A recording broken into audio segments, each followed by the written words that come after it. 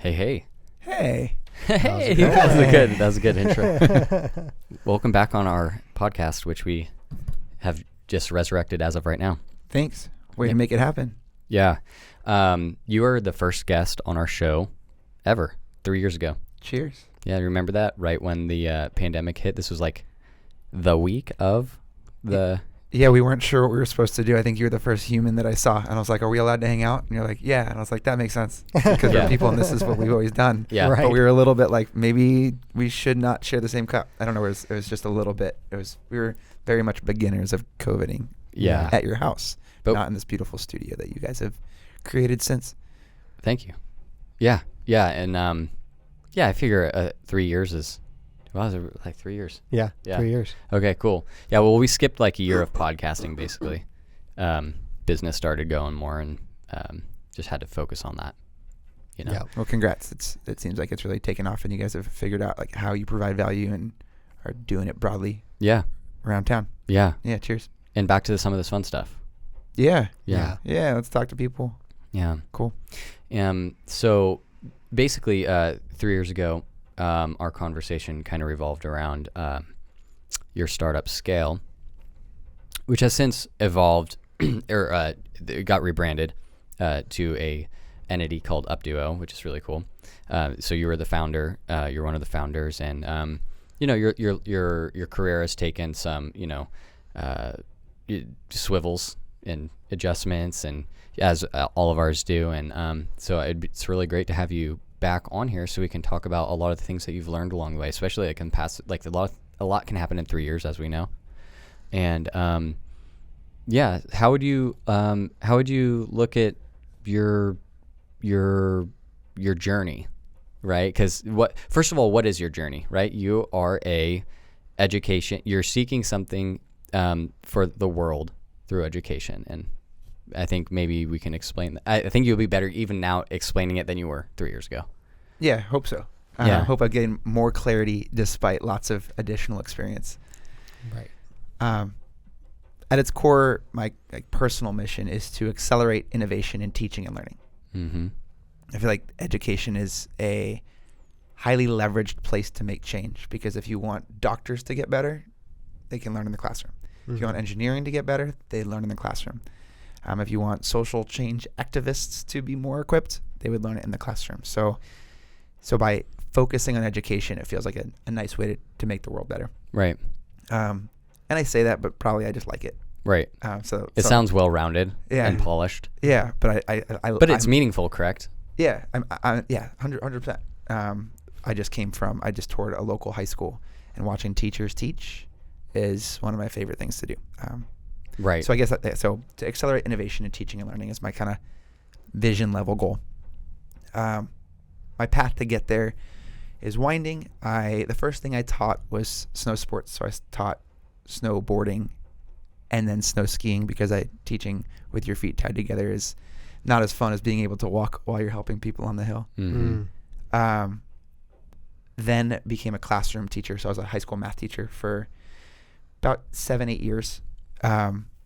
Stumbled onto an idea, which we talked about in the last podcast. It'll probably get fleshed out again in this one, because it's kind of the core of all the work that I do now. Right. But that drove me towards entrepreneurship. Mm-hmm. My dad was an inventor. He did it as part of tech companies. So he has 6 patents lying around. And so I jumped into the classroom and I was like, aren't there better ways to do this than talking to a bunch of kids for 50 minutes and then having them leave? And most teachers aren't doing that. Right, being the transfer of knowledge. Yeah. Right. There's a lot happening in technology, in education, and that hopefully we'll get to talk about. But to be briefer, left and went to take a shot at bringing this idea to reality, and that took about a year. Mm-hmm. So at the time, it was a product for teachers to use with their students, so students could learn from each other using data. So one kid knew something, some other kid needed to know it. The experience for me in a classroom was I taught you, and then you asked the same question, and I was like, wait, hold on, I just told you, talk to each other. That's the informal version. Right. But we kind of structured it and formalized it and used data from Khan Academy and just magically connected all the kids. It's really compelling for a lot of reasons. Right. So this delegation of the transfer of knowledge almost away from one soul to all the souls in the room, meaning the other students. Precisely. Talk to your peers. Yeah. Have that discussion. And if it's a really big classroom, how else could you do it? And it's kind of distributing the burden of teaching. The upside is the kid who's teaching tends to learn too, maybe more than the kid who's learning. So it reinforces their understanding of it because they have to, I don't want to say regurgitate, but at least recite and consider if what they're saying is true, right? Because there's like a component of honesty there. Here. Yeah. So am I transferring this information? Am I transferring it correctly, and is it correct? Yes. And does it make sense to more than one person? If you might have a different set of questions than I had when I first learned it, and then Charlie would have an even different set of questions. So I start to paint a more well-rounded view of the idea. When I was teaching, I became really good at high school math. Oh, really? Yeah. And I was like, wait, the goal is not for me to get better at it. The goal is for these guys to get better at it. So by engaging them in the teaching, performance increased. People's attitude about math got better. Right. I got an email from a student's parents saying, my kid came home today having taught something that she knew and another student did not know. She's always been, quote unquote, bad at math. She's feeling on top of the world. That other kid needed her. And she helped them get from struggling to ready for whatever was next. Right. So that that's was my the favorite aha. part. That was like the aha. Yeah, like this works, and it's a different structure. Let's do it. Yeah. I was a beginning entrepreneur, so I probably wasn't very good at it at the time. And the classroom market was very different than it is now. Not all schools had computers yet. And classroom teaching was very much still the teacher owned most of the content pre-COVID. So lots changed clearly in the classroom. Right. But in the workplace has been adopting technology a bit more readily, and the teaching load in the workplace is often like a director of teaching and learning or director of training, and like 1,000 people they need to train. Right. So they needed to get people teaching each other, and they need people to actually get better at whatever they're supposed to be getting better at. It's not enough to just like show up to class and check the box and get a grade. They're investing in training to make people more capable. Right. Otherwise, why do it? So I took a year. A year started with teachers for students, and then transitioned to had kind of an opportunity to take it to the workplace, and started to get some traction in the workplace when I needed to get a job because I wasn't doing all that well on my own. I had just met my first co-founder, and he was ready to run at it. So I stepped back and started to work for a large technology company, Nvidia. I'm so glad I got to do that. I spent 3 years learning about the basics of artificial intelligence. This is really cool. By teaching it. Right. Yeah. So I kind of like a proof in the pudding. I am answering, like I would teach 500 people at a time. It was these big, giant lecture halls at conferences. I started out knowing nothing about it, but my job was to interview the domain experts, convert what they understood into like coherent experiences for beginners, present it and engage these beginners in it over and over again. And it was good if they went from I've never done this before to I've done it at least once and I have new questions. Right. Yeah, because you're creating a trajectory of understanding. Yeah. But I got to get good at it by teaching it. Right. One thing that I've found is when you take your startup idea into a big business and think they're going to just adopt it because it's your idea and they're hiring you and you come with it, they're not. No. Probably not. Right. There's the conflict of interest is more than just a moral thing. It's like you can't bring it up. You become kind of annoying. You're like, okay, I get that you think data-driven peer teaching is a thing. Can you just make that PowerPoint deck, Mike? Right. Right. Do your job. And by the way, your idea came, it how do you say, incarnated into a piece of technology that facilitates the peer-to-peer learning. Right. So an app. Yep. Just for a lack of sophisticated terms. Yeah. You know, an app that enables the connection between the peers. Precisely. And I just thought we should mention that in case anybody's starting to drift off. Like, this is very ethereal. Thanks. Right. Yeah. Concretely, Scale now became Upduo, and it's if you're a user of it, it's an app on your phone that's like Uber. When you press the button, you connect with someone else who works at the same place that you work, AT&T or Amazon, and you teach what you know and you learn what you need to know. Mm-hmm. And then your bosses or the training leadership can see how you're progressing through these learning conversations instead of against a static video and take a quiz world. It's with peers, a bunch of different peers and strategically chosen peers and having strategically designed conversations. So it really moves. There's a lot of intelligence built into the infrastructure and the setup of the connections. Yep. Yeah. Which is what I learned the capabilities of a couple years ago when we were forced to not have in-person events anymore, and we were trying to host our meetup, and you enthusiastically offered to have your team kind of adjust and accommodate the app for our needs, so we could like have our entrepreneurial peers in our community still connect with one another. And so that was really neat to see, the flexibility of what your team had built, at least at that point, to facilitate connection and learning. Yeah. And it was really neat. It was really cool. A lot of smart people that you found, Yeah. that you and your team, your co-founders found to build this. Absolutely. And so kind of two thoughts from that. One is entrepreneurialism or entrepreneurship is a craft to learn. Mm-hmm. Like we start as beginners, we do it wrong, we get better over time, but everybody's path's a little bit different and you're going to learn something different than I'm going to learn. And so sitting down and taking a lecture-based class on entrepreneurship doesn't make much sense. It sounds super silly. Silly, but talking to other entrepreneurs is worthwhile. And talking to other entrepreneurs, you and the three of us could build. We'd sit and build a couple like intelligent prompts. Like, what should we be talking about? Right. Should we be talking about our business model? Should we be talking about articulating our concept to the right to the right audience? Like, there's a lot of things. Like, we'll have common challenges that we could think through together. It's and more get of value an out art of. than a science. Yeah. Right. Yeah. Absolutely. I mean, it's like that. You can teach art. You right? Totally. Right? But can't we just make stuff? Anyway,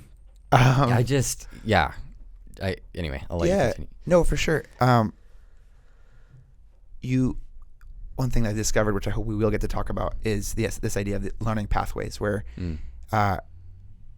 we're all going to take different paths to get to become a successful entrepreneur or a thriving, vibrant teacher. Mm-hmm. And you can actually look and see when you learn one thing, it leads to the next thing, and it leads to the next thing, and it leads to the next thing. Yes, and if you're absolutely smart about it from a teacher's perspective, you can identify a learning pathway that many, many thousands of people are going to take. Mm-hmm. And if all you do is help them get there with less wrong turns and with more like solid knowledge, you'll accelerate them to their goal. Right. It's something I'm thinking a lot about. It's like these guided days. Efficiency. Yeah. And effectiveness. Yeah. And I think about like pathways and like paving roads. Mm-hmm. Like we used to get lost trying to go over the Sierra Nevadas and then have to eat each other. But now we can drive over in an afternoon. I think I did it 4 times last night. I was just thinking about the Donner Party. Like a day ago because of all the snow. Oh, yeah. It's just like, ugh. Like now we have snow plows and modern equipment. And back then, man, it was like, hey, that's just 20 feet of snow. I don't know what to tell you. What are you going to do? What are you going to do? I've never been over this mountain before. I don't know where I'm going, but I think it's this way. Now that sounds like entrepreneurship. West. Yeah. Right? Weirdly. Yeah. Yeah, but what if we could guide each other? Yeah. The initial name for this concept was Splore. Explore. Like explore. Yeah. And it was as opposition to being guided. So a teacher's traditional teaching role is like you're at Disneyland. Like on your left, you can see the monkeys. Right. Where entrepreneurship or many of these arts are like we're going to discover this stuff together, and it's good that your brain's here and my brain's here so that we could do it better together. Right. You're asking about pathways. So come like I know that we'll get to how we got here eventually. And you talked about the meetup. And before that we were on Nvidia still and what you were doing there. Exactly. Yeah. So left Nvidia after 3 years because COVID hit. When COVID hit, I watched the virtual teaching that we were now required to do become lecture based, which was totally undermined. Yeah, it was now instead of sitting in a room listening to someone talk at us, we were on Zoom, listening to someone talk at us. It's just far easier to check out of. Yeah. There's the accountability factor gone. Yep. 100%. Mhm. But one-on-one strategically designed was great. Like Right. I'm like, oh, finally, now everyone needs this. Mm. So I took the risk and I left a good paying job. Sure. And I looked at the bank account and I was like, all right, I have 6 months of runway Mm-hmm. where after that 6 months, I can decide I'm either going to look for a job again or it's paying the bills and Right. I can stay. Yeah. Right. It's like literally runway, like glide path runway. Mm-hmm. I think you and I have talked about this a couple times. Oh, yeah. Already. That having that concrete not risk free, but like I'm going to spend this much money to Mhm. find out if we can do it. Right. It worked. So by September of that year, it was making enough where I could eat and my kids could eat. Right. And we have a roof over our heads. And so it was a successful experiment. It didn't have to have been. And a life lesson. Yeah, definitely a life lesson. But the first couple things were like on day one, I went to Facebook and I'm like, I'm going to have a conversation about music. Who wants to hang out? Right. Mm. Right. And so I it's remember these. started as yeah. small as a thing can possibly start. Mhm. And so I think you were the conversation number 3. Right. And you're like, well, could we do this for a group? Yeah. I was like, yeah, that's way faster than one at a time. Yeah. Definitely do it. The team continued to grow and became more capable. So The team that was building the technology. the gathering around the technology, building and selling it. Yeah. Mhm. Mark Claire, hey Mark, was transformative in just leveling us up. He had been at AT&T for 30 plus years. Mm-hmm. And he looked at what we were creating and he first of all understood it immediately. Mm. Probably because his first encounter with it was within a scale session, an Upduo session. Right. So no one had to explain it to him. He experienced it. it. Yeah. And then he was able to understand that what we were doing as far as business development was all wrong. We were kids. We didn't know what to do. Mm. He did. So he Entrepreneurial kids. yeah, Mhm. precisely. Yeah. So he up-leveled us in our seriousness and said, you need to be selling to the CEO Yeah. or the chief learning officer. They should have a C in their title. Mhm. Stop talking to the sales rep. Right. And the way we should do it is like, I've got old friends who now are that. Let me introduce you to my friends. Way to go, Mark. Way to go, Mark. Uncle Mark. I can't tell you how many things I've learned from Mark during weekly Upduo sessions that we have internally and beyond. So then just got to kind of be a very active participant on the ride for another 3 years of taking scale from one-on-one conversations with my buddies on Facebook to facilitating. We just crossed the 1 million conversation threshold, I think, this Whoa. week. Wow. For AT&T, for Amazon, for McKinsey, for like with a coherent strategy for like, we know that this works well for sales. Yeah. Mm. And it was originally applied to the wireless industry. Like that was the first target, how would you say, environment Mm-hmm. to deploy this into for the sake of like financial viability. Yeah. Right. People selling cell phones have cell phones. Because the And idea so was born it's- in the classroom, Mm-hmm. but when it came to build it into a deployable app, right? It was like you can't, unless Warren Buffett's your dad, ideas don't just exist, right? I mean, like things need cash flow to continue. It's like the heartbeat of any idea, Absolutely. right? Yep. And so you picked the wireless industry, deployed it there, saw some, through Mark especially, right? Because he was in wireless. Mm-hmm. Yeah. So, and then you're starting to get traction there, and this is now starting to paint a picture of the trajectory Yeah. to the point where now you're speaking of names like Amazon and who else was in that list? There's a bunch. There's a bunch, but yeah. nevertheless, Yeah. like it's like, okay, this is working, this is spreading. We're able to deploy it and But to your point, cross industries. But picking one pathway, picking one group of learners, for lack of a better word, and getting really good at building the experience for them Mm-hmm. that we can then talk to their leadership and say, we're going to help everyone who ever comes through your doors get better faster at what you need them to get better at, and feel more connected to your culture and like work better and. Right.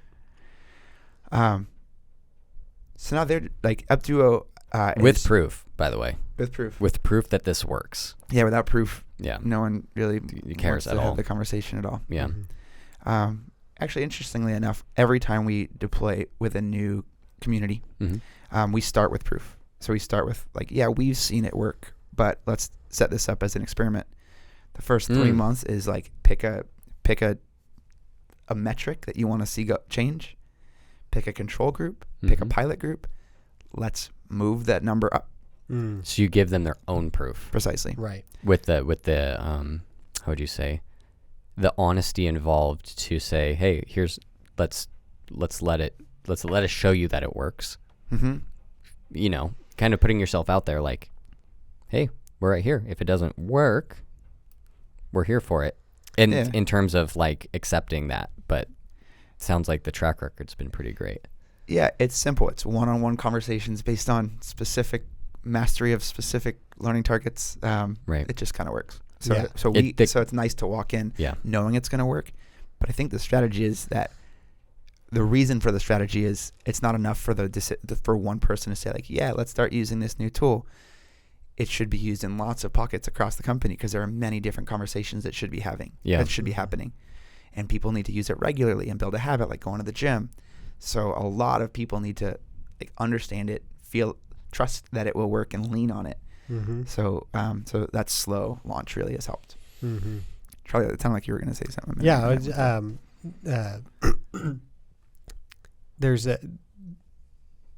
We just went through a repeatability crisis in scientific papers where a lot of the papers were like, oh, let's go and check and see if this still holds. And it's like, we can't get the same answers, right? It's like, okay, well, is there anything there then? Or was that a one-off?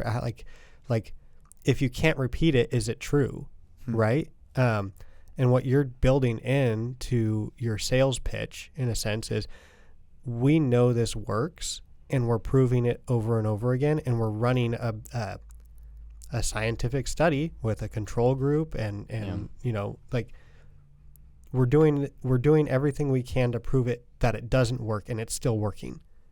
And that's phenomenal. Yeah, and that paired with their experience, right? Right. Yeah, like it worked in the numbers, but then I had a couple conversations on it, and man, I wouldn't have. It worked in the emotions. It worked in the emotions, and it worked like viscerally. Like I learned something that I could never have signed up for a lecture-based class and have learned. I learned that I am pretty good at this thing, and I need to teach it more, or whatever the thing is. Yeah. So I remember we started the journey in the classroom, connecting students with each other. Yeah. And now we're connecting salespeople. And we're really helping these businesses grow. Yeah. And hit their goals. I'm now compelled to move back towards the classroom. So I spent the last year working alongside our local school. So 3 years most of a decade teaching, about a year like getting my entrepreneurial training wheels. 3 years at Nvidia, then about 3 more years as a full-time entrepreneur. My role as a chief learning officer, so kind of the domain guy in the learning part. There, like at the 3-year mark, the team was just cruising and focused, and I stepped aside to go back into schools. So I took a role at our local school district, our local high school district here in Auburn, and got to work with teachers, and the best teachers. I got to work with really great teachers, district-wide. And for one, what's nice about that is I got a re-up of what's happening in the actual institution of teaching and learning. Like, what are teachers trying to learn about? Yeah. The answer is competency-based or personalized learning. And then how are they doing it? So we've been training adults, not teaching kids currently with Upduo. Right. And so how are these adults learning? Right. And currently they're learning, they take a day. Whenever they're going to learn something new, it's going to take a day. Is that the mechanics behind the minimum day? Yeah, so it's either going to take a minimum day Yeah. or half a day or a full day. Those are your options. Yeah. When you take a day, you get a sub. Mm. Subs, we have a sub shortage right now. Yeah. So it's hard to get subs. Sub rates keep going up. If you're trying to figure out something, a flexible job to do, go be a sub. Yeah. For sure. Because the pay's going up. It's like this interesting conundrum. The shortage, the supply and demand of subs is causing this. Mm-hmm. That's interesting. And then so the training is delivered over the course of a full day, whether it's one new idea that needs some space to be thought about for a while, or it's a bunch of ideas. We just package it into a day and hope. There will still be necessity for days like that, but I'm now compelled to say, like, let's connect people for short 15-minute conversations with their peers. Mm-hmm. Right. So that's the next chapter for me, is to take the teaching and learning methodology for that Upduo is based on, peer-to-peer, based on what you know and need to know and are interested in, and apply it to connecting teachers with each other to improve their craft in specific directions. Right. I would you can tell me if this is how it works or is typically how it works in the teaching profession. It sounds very like that job in particular sounds very personalized, to where it's like I've been doing it this way for 17 years. Yeah. And my coworker, who's been here for, 9 of those, does it their way. And they're not the same way. And it's like, that's obviously fine, right? It has to. Yeah. It has to How work else that could way. it work? Right. It sounds impossible for it to not be that way. But at the same time, it seems like it's begging for opportunity. Yeah, both like the 9-year teacher and the 17-year teacher, like both they know don't they could get better, Right. but they want to get better in their style. And it's you can be better in your style and still learn something from somebody else. Yeah. So I guess that's the question that popped into my head is does Upduo, like, is there, I would imagine that if it wasn't done carefully, it could create kind of a homogeneity in a culture. It's like, okay, Create a homogenous culture. yeah, Frank is the best. Everybody do it Frank's way. Does that happen, or is it so? Does the peer-to-peer aspect of it allow a lot of different exploration to go on? I'd say both are true. Okay. But you hope it's not Frank. You hope it's someone in a leadership position who's made a decision intentionally. Got it. Okay. Yeah. So, for example, for the school districts, they're moving to this model called competency-based education, where students move on when they're ready, and teachers know what each student knows so they can meet them where they are. Got it. So if that's the goal, where all the teachers are moving there, that's the homogeny. Right. Okay. So, yeah, homogeny of goal, diversity of options. Precisely. Right. Yep. And then there are 250 teachers, or for the sales organizations we work with, there are 8,000 salespeople. So it's not about charisma. It's like you're one of many, many, many people. When leadership is listening to these conversations, that organizations have the option to record or not to. And there's more to say about that on the AI front. Right. Then they can start to pull out what's really working and start to inject that more into the culture. Right.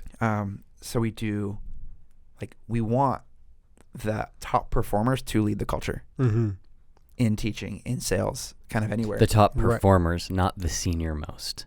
Yeah. The top performers. Yeah. We're talking about results here, people. That stood out to me. I mean, you've probably said that phrase 1,000 times explaining this to whomever.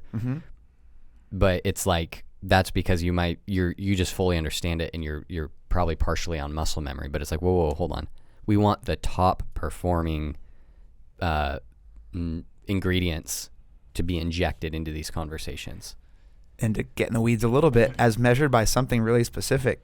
Yeah. So if math, like in the math classroom, it was like, I know the Pythagorean theorem and you don't yet. Like, that doesn't mean I'm smarter than you. It means I learned this. It means you know the Pythagorean theorem. So this week I'm the guy. Right. Or in this session I'm the guy. Right. But for the next one, you know something that I don't know, and that would change. Yeah. You don't necessarily have to use a piece of technology to facilitate this unless you're trying to do it at Scale. Thanks for saying that. Right. Yeah, no, it's more in that- important to me that I would, Yeah. if for people listening to this, or for people who are unfortunately privileged enough to sit next to me at the bar or a coffee shop, I'd say, like, if you want people around you to learn, find out what they know first, and then connect them with each other. Right. Yeah. Yeah. For like, hey, you guys. I thought have you were a lot going to to talk say about. find out what they don't know. Yeah, that would make sense too. Yeah. Well, I And mean, what you they gotta- want to know. Right. Yeah. Right. Yeah. But that starts by you almost like not. Well, asking questions is a good start. Absolutely. Mhm. Every one of these sessions usually starts out with a prompted question. So it's like, what do you already know about competency-based education? Yeah. What do you know about modern grading practices? Cool. Nothing. Or I've started to align my grades to a learning target instead of to assignments. Yeah. Mhm. Cool. Okay, now we know where you are. Right. And so, how is this? How would you say way of sharing and transferring knowledge amongst peers? Like where do you see that opportunity as it pairs with competency based learning? Right. Mhm. Because there's two things going on. There's like this admission and proof that peer-to-peer learning is the bee's knees. Mm-hmm. And then there's this idea that competency-based learning just makes a lot of sense. Yeah. Simply. It's going to be a little convoluted web, but the short answer is things like Upduo come on the other side of competency-based education. Right. So first you have to have the competency-based education kind of working already. Yep. Before you introduce the peer-to-peer learning. Then you know what everybody knows Right. and needs to know. And now you've got a system where you can get knowledge to flow Right. because you have the map of Right. where the knowledge is. But then it also feeds back in. So now we have all these conversations happening. It's really hard to find out what people know. Mm-hmm. So You don't know until you ask them.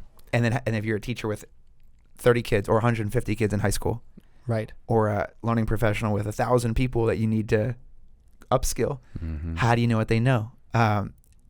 And Which is why testing has always existed. testing's always existed, but it's pretty easy to beat a multiple choice test in 2023. Yeah. I need you to write an essay. Mm-hmm. You Yeah. can use AI to write your essay. Right. How do you really figure out what people know? There's research that shows that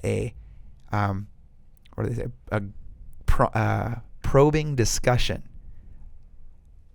illuminates 55% more information about what someone knows Versus than any other type of assessment. Oh my Yeah. goodness. Yeah, that makes sense. Just get in and talk to him one-on-one. So now we just crossed our millionth, the threshold of having our millionth conversation recorded.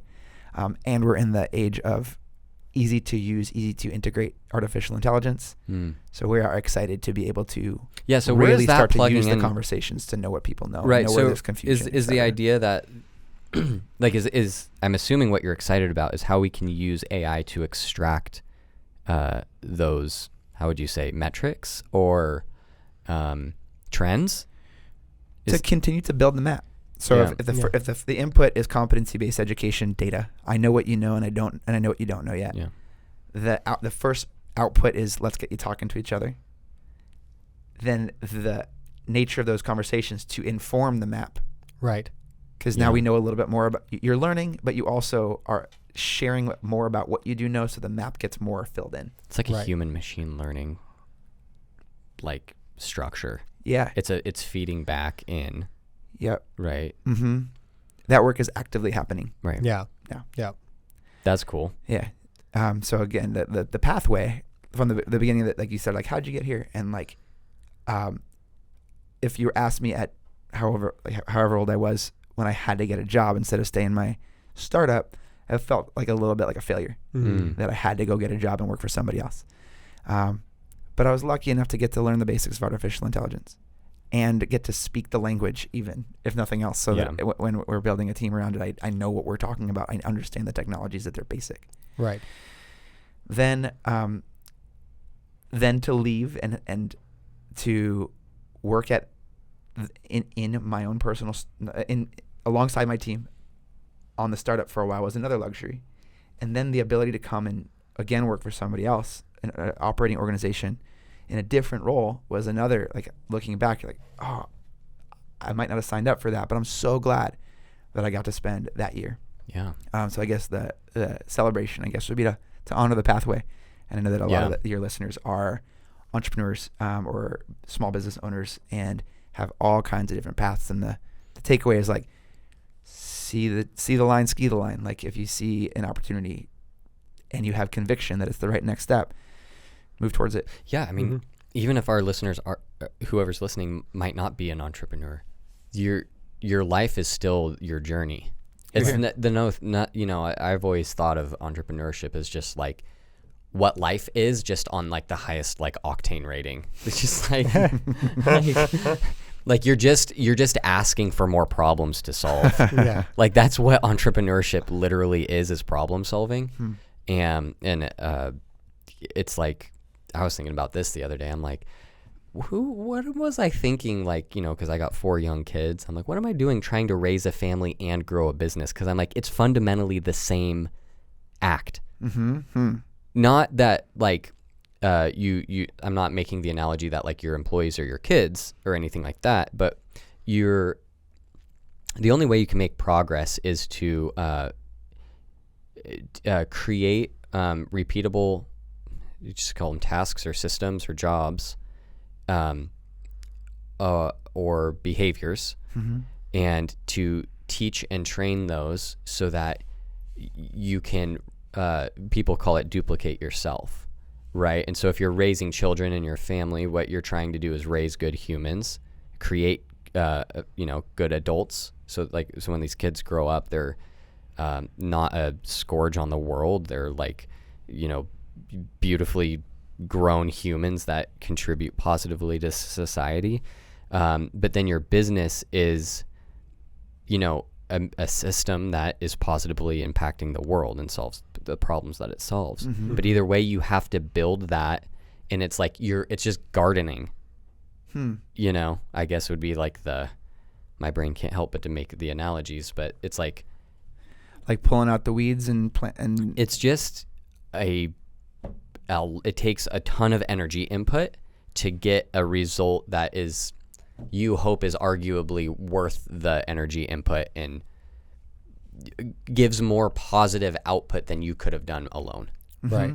I think is the period. Yeah.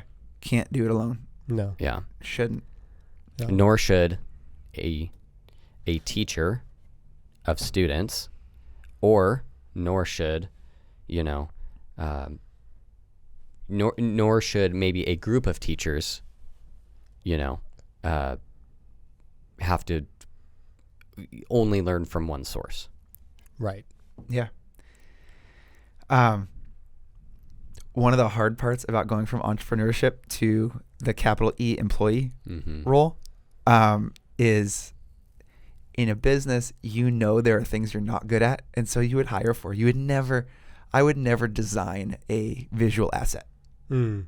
Like I look like I'm a left-handed person who's been forced to draw with my right, and I'm 4 years old. Like I shouldn't have my hands on the crayons at all.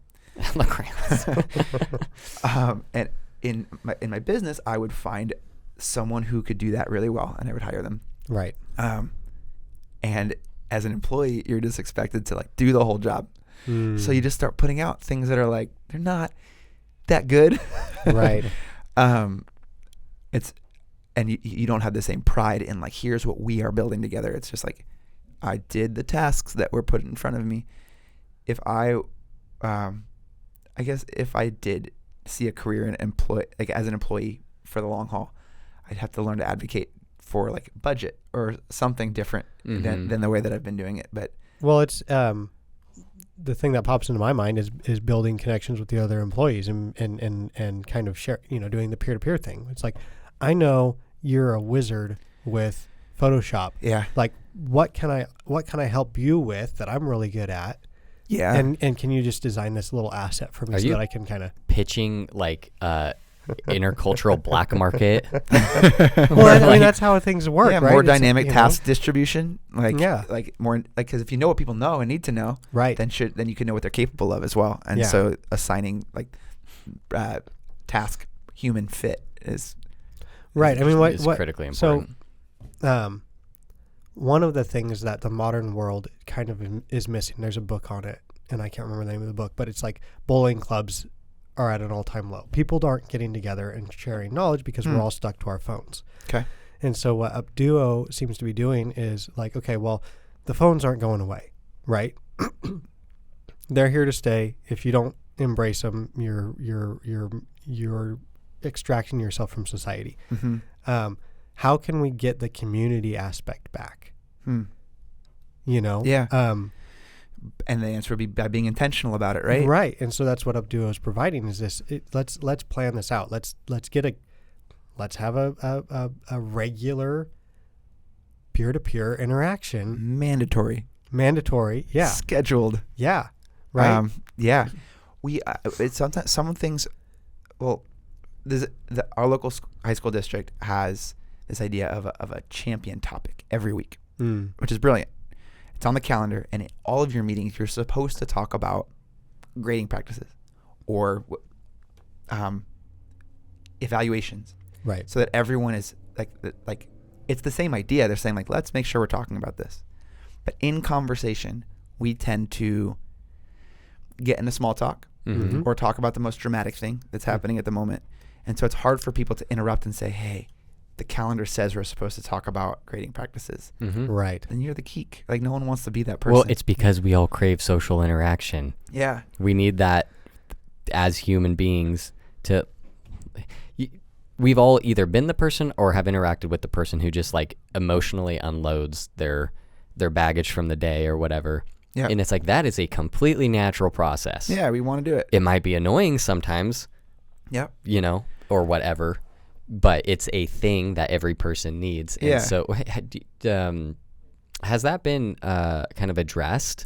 Yeah, but the geeky answer is like, there's a time for it, and it's got a timer on it, and then it turns green, and then it turns yellow, and then it turns red, and then you move on. Right. Right. Like, cool, we did it. Now let's get back to work. Let's talk about grading practices. Yeah.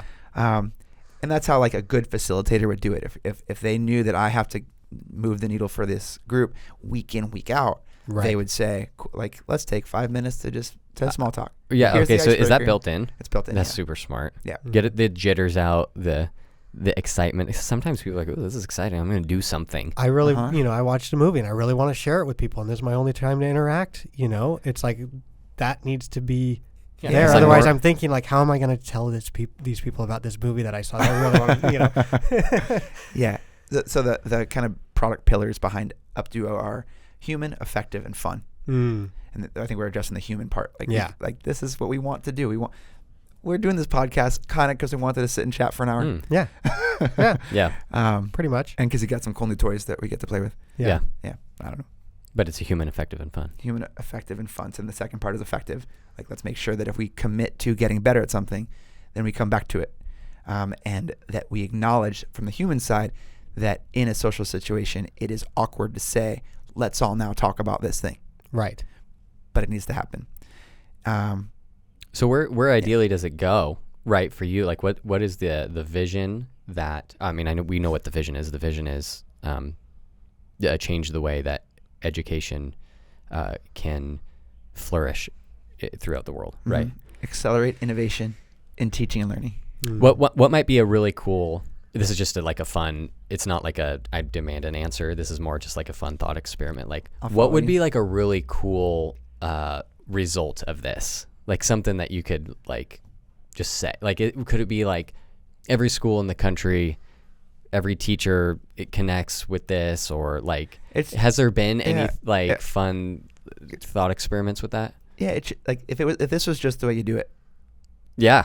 There's some types of learning that this should just be the way you do it. Yeah.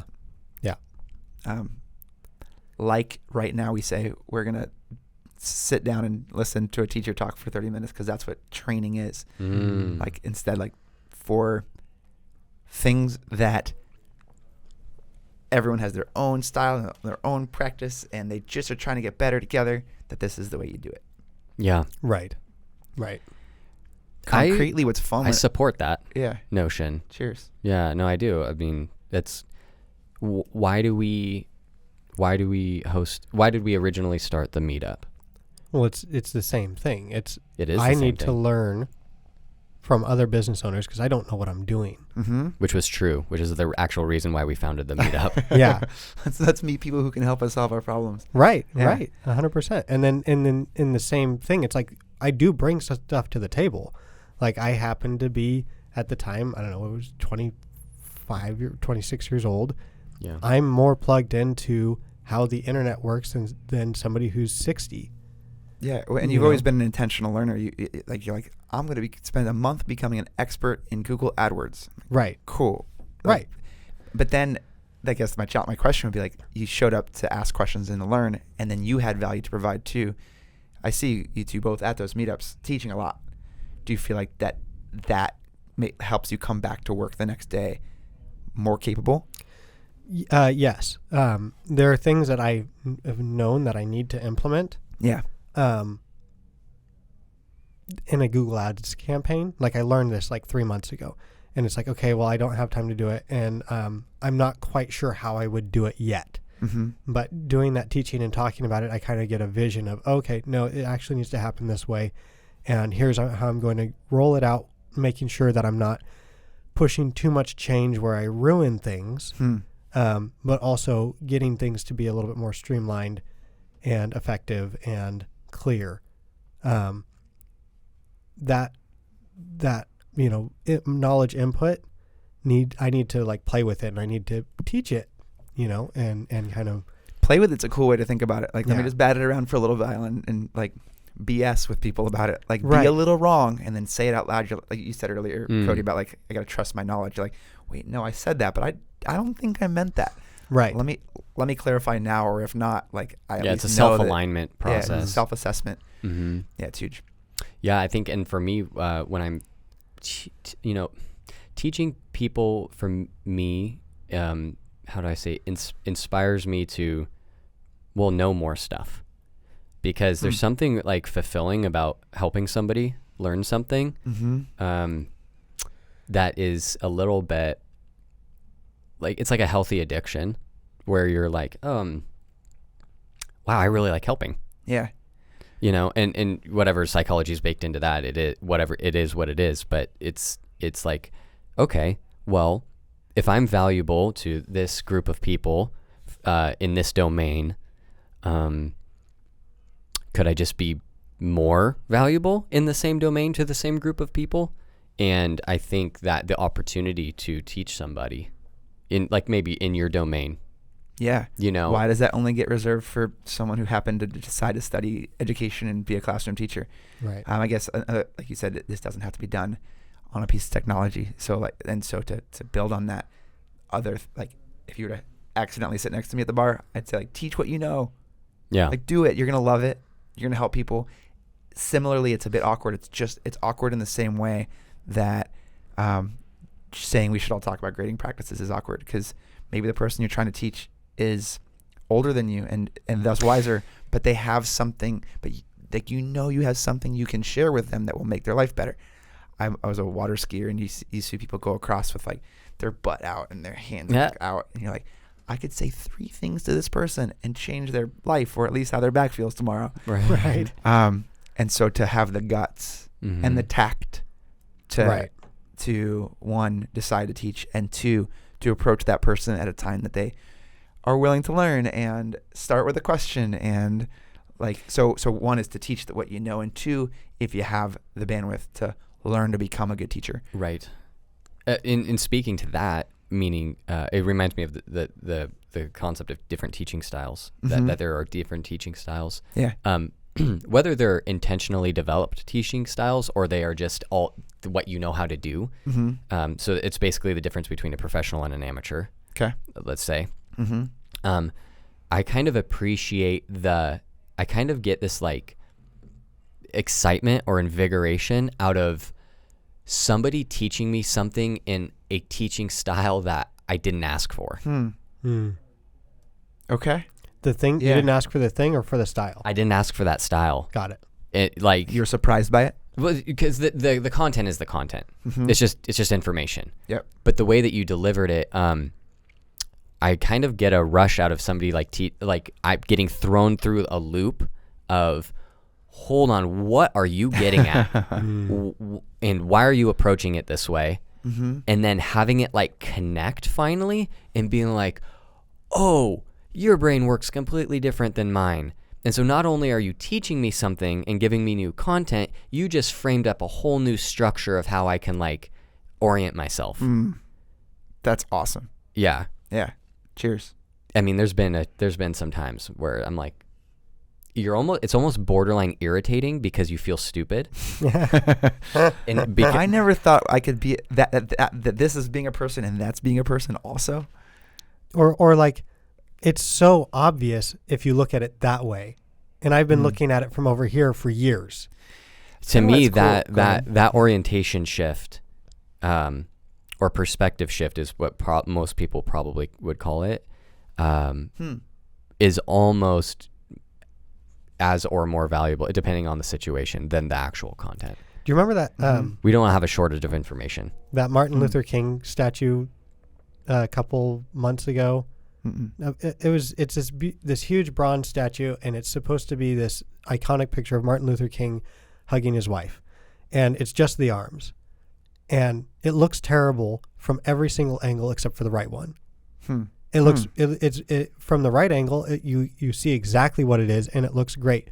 But if you're on the back, behind 180 degrees from where you should be standing, it's like a hand holding this bronze upper arm.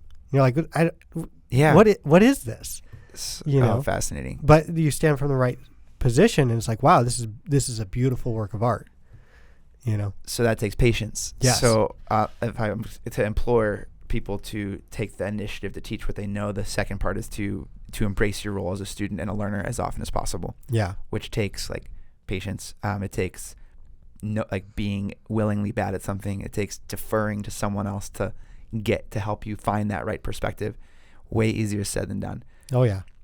Yeah, because that's a very expensive process. It's like, do you actually know something, or do you that I can learn from? Mm-hmm. Or is this just really a crappy piece of art, no matter how I look at it, Mm-hmm. It's really difficult. Which is also an interesting take, because it's like, who are you to be the... Right. Who am I to be the judge? But at the same Yeah. time, it's like we have a limited, back to we have a limited amount of resources, and we have to be able to like throw aside most things in order to move forward, because there's way too much option. Mm-hmm. Well, Cody, you started the conversation asking about kind of journey to here, and I got to share mine. You two each have a completely different journey to here. And what you get through these regular conversations is the benefit of everybody's journey. Oh yeah. So I was lucky enough to, I can go even further back. I studied engineering. I dropped engineering. My degree's in sociology. Which makes way more sense for you. Yeah, for sure. Organizational sociology. Yeah. How like people organize themselves. For sure. I wouldn't have known that at the time. Fleshed out well. Fleshed out well. Yeah. Engineering, to even be able to speak the language of engineers. Yeah. Was helpful. Yeah. Like time in classrooms to learn the language of and the way of thinking like a teacher. I've been a skier and a snowboarder, so I know how to move through a mountain in this way and that way. Right. My partner and I talk often a lot about our 70 years. When we met, she was 34. I was 37. That's not good math. 36. You're in the right realm. Yeah. Okay. Our 70 years that we get to kind of benefit from. What have you discovered through your path? And then kind of be able to both move through the world with the full 70 years. That perspective in and of itself is like, just speaks to the power of putting your minds together. Yep. Any two people. Yeah. Regularly. Yeah. And it doesn't matter if one person's 17 and one person's 40. It really does not matter. There's something there. Yeah. And if you don't think there is, you're just wrong. You're not wanting. You're just wrong. Right. You're just wrong. You're wrong. You don't want to participate, and that's what's happening here. So I saw it kind of resonated for you, and I said highest performing versus most senior. Right. There's definitely something to learn from people who've had more longevity. Yeah. And then there's definitely something to learn from someone who has a fresher perspective. So by acknowledging where expertise lies and getting it to flow intelligently, or intentionally, I should say, you can respect the wisdom of experience and the freshness of youth. Yeah. You think about it, and like if we go back to the teacher perspective, someone who's been running a classroom for 30 years, I'll call it John Schwartz over at Colfax High School. Oh yeah. Who's like deeply understands what it is to learn and what it is to learn together. You walk into his classroom and he's a master teacher, and the things kids make in there is astronomical. To think you couldn't learn from John Schwartz because you've got this new idea, you're wrong also. Right. Yeah. But then to have some kid fresh out of college who never knew anything besides competency-based education and can't imagine grading someone on a 100-point scale based on the points they earn. Right. They don't have to unlearn to be able to move forward with novelty, with the cutting edge. Mm-hmm. So they have a different type of expertise that's worth tapping. So knowing which is which and getting it to flow both ways and having respect for both is really important. My 8-year-old and now 4-year-old use ChatGPT to read each other bedtime stories. Ooh. Oh my gosh. The 3-year-old comes So up with the cool. idea. Mm. Yeah, that's the best part about this whole thing. Yeah. The 8-year-old types it in and then reads the story. Yeah. Right. Yeah. And so like I'm gonna fall behind. We are not going to be as good at it as these kids who grow up with it. So Right. hold That's on. just the way it is, Yeah. It's just the way it is. Yeah. Here. and how it's been for generations. Mm-hmm. Well, maybe not super far back, but I mean, Well, I mean, the, it's definitely progressing faster, but Yes. there's absolutely a rate of change. yeah. And that's But that's the what's constant. being changed. Yeah. I mean, right now it's in the past you would live in the world that you grew up in, and that's less of a thing now. And so it requires more humility Mm-hmm. to recognize, hey, this isn't the world I grew up in. Yep. And I need to actually like listen to the people who are younger than me, and bring my wisdom with me, not just throw everything Yeah. I've learned out, because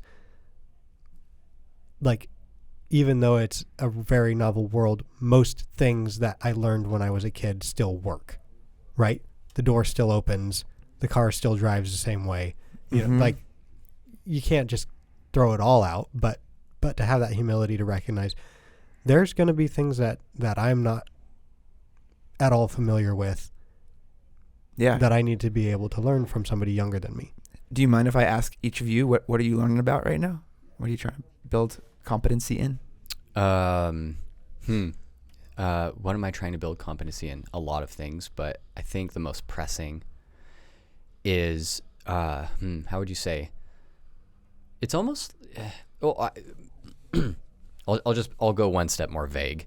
So Mhm. like my current challenge is this, like the growing pains of, not just like going just from business, like owner operator to just like just the process of removing jobs from myself, just removing hats. Mm-hmm. Right. And to me, it is more of an emotional challenge than it is. 'Cause like logically there's answers, but there's a learning process of, energy management, right? Because in order to train somebody, you have to like put energy in, Mm-hmm. right? So kind of back to what I was saying about raising a family or growing a business, like even for the garden to work, you have to like input energy into ordering the garden, Mm-hmm. right? Mm-hmm. And so I don't know, I feel like it's a very fitting problem for somebody like not just my age, but just in my position. Yeah.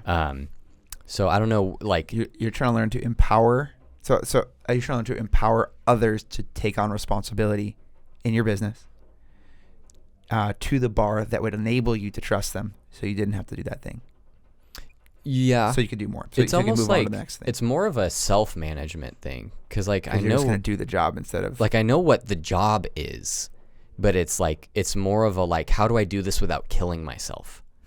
Right? So it's just a very normal, it's like the type of problem that you would almost read a self-help book to like explore some ideas, or hire a coach to help you keep your head on straight and kind of operate in proper form. 'cause it's something. It's like a muscle you're gonna be building for years. Delegation as a muscle to build. Yeah, and then Yeah. just like almost like the greater philosophical like surrounding of that, which is like how just the balancing act of life, and not over giving your attention too much to one thing and not enough to another, and kind of a concern for correctness. I don't know, and it's like future regret mitigation. I like that. Okay, so you'd be optimizing for future regret mitigation. Yeah, I don't know. It's very fluffy. Yeah. No, I see it though. I'm not like learning a new instrument or like learning a new. I guess I'm learning AI. Just in a practical sense, that might be an easier answer to work with. Both are important. So, if I was to take the tenets of competency-based education, I'd say the first thing you want to do is write down a clear learning target. Okay. Just like scribble it on a piece of paper. Look at it and say, where this is going. Have I hit that or not? Yeah. Right. Ideally, under that, you might write down the foundational skills that would lead to your ability to hit that target. Okay. Right. So, for example, my son is 8, and I was wondering out loud, like, could you ride the train by yourself? Right. So, learning target, I can ride the train by myself. Sure. Under that, I'm like, you've got to be able to buy tickets. You've got to be able to ask questions if you don't know something. You got to be able to listen for your stop.